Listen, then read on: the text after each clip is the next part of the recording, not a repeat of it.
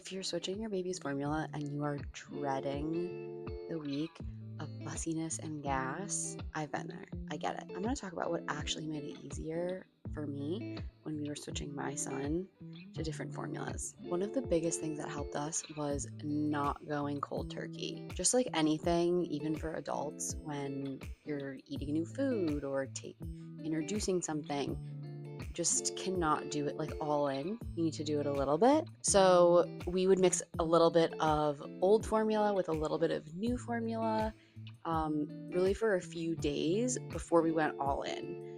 And I honestly did mine over a week because I was nervous about it. You could even do it longer if you wanted, but you just mix a little new, mix a little old, and you just slowly wean the amount of the old formula you have in that.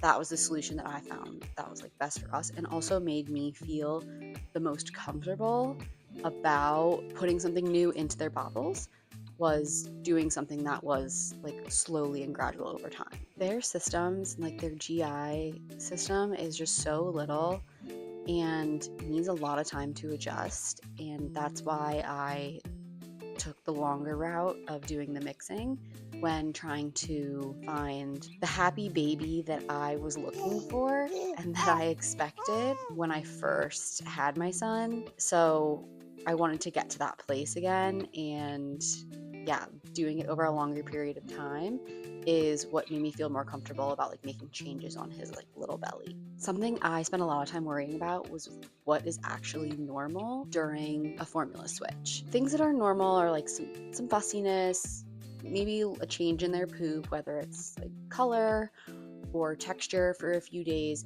but just like a little gas. It shouldn't be like the entire temperament of your baby changing, essentially. During any formula switch or any food switch, when you're introducing something new to the gut, there's gonna be a little bit of a surprise there, and their body just has to figure out like how they're gonna digest this new thing. This is what I saw when we started adjusting my son's formula, was just like that little bit of extra fussiness. It wasn't anything that was like necessarily causing me alarm, but then again, like I was just very diligent on like tracking his symptoms, and to be honest, like my pediatrician recommended tracking symptoms and like poops just for like a week while we were doing it, and figuring out like what was new and things like that, and to make sure that we weren't seeing anything that was like overly worrisome. There is a really big difference though between like a small adjustment period and things being like majorly off. And I had this whole conversation like with my pediatrician beforehand, but I was just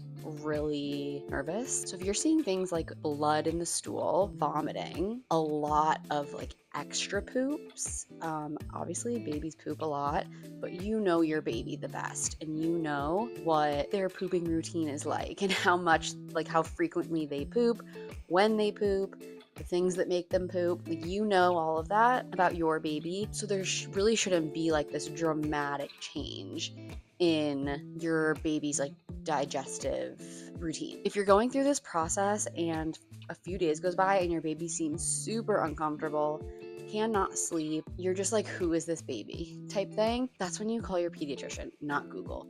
I know, like, as parents, we want an answer like right away, and having the internet at our fingertips is obviously a quick let me find this answer type thing, but Google's like just gonna scare you. And they also don't know your baby, and they don't know the situation of like the formulas you're switching to and things like that. So yes, like if you're noticing things like that, that is when you call your pediatrician. Please do not rely on Google while you're going through this process. So I just want to talk about a few things that we did that made the switch easier for us. So timing was like a big deal. I tried to make this switch in formula on like a week that was really slow. We didn't have a lot of things going on. We didn't have a planned trip because what would be worse? Imagine you're like in a car or on an airplane and your baby is having this like GI upset. So we made sure we planned it when we had nothing major going on. Along with holding my son like more upright during feeds, we also made sure we invested in like slow flow nipples for our bottles. And that was really important because I was noticing that the bigger flow nipples was really increasing the gas in my son's belly, and he was just like really uncomfortable during the feed. So when we switched back to the slow flow nipples, that really like seemed to help with like any fussiness during actual feeding. And then we also burped a lot more often. We were already burping him a lot. I guess in my mind, my first child did not have a lot of like GI issues, so I already felt like we were burping him a lot more than I did with my daughter, but I made sure to keep him upright longer than I typically would and burp throughout the feeding, so it wasn't like so much all at once on his stomach. And that really seemed to like keep him a lot happier.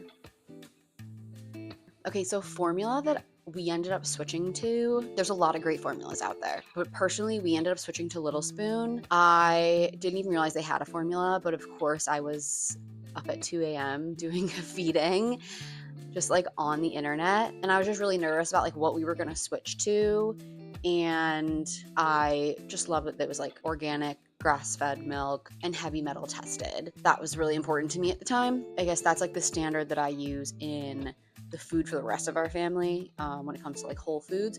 So it felt like that was something that I wanted to instill really early on for my son when I was switching formulas and things like that. So that's what we ended up switching to. Remember, like the formula itself, I mean, unless your child has like allergies and things like that, it's not necessarily about the formula. Like I'm not going to be like, this is the formula you should pick, run, go buy it now.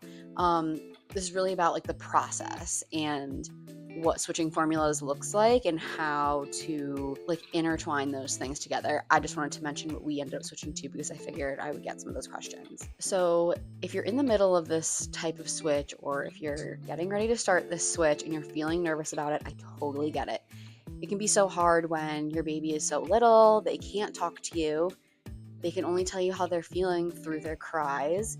And that is really anxiety inducing as a parent, especially a mom. So I just want to say, like, you are not alone. People are switching formulas every day for one reason or another. You really just need to like trust your gut. Again, going back to like what I said before, like you know your baby and you know what they sound like, how they should act and things like that. And if you're noticing crazy like behavioral changes, do not be afraid to reach out to your pediatrician. That is literally what they're there for, is to help you like get through this. I've only had 2 kids. My pediatrician has seen thousands and thousands of kids, so they're a little more qualified than me in some things, even though moms like to think that we are qualified in everything, because obviously we know our babies very well.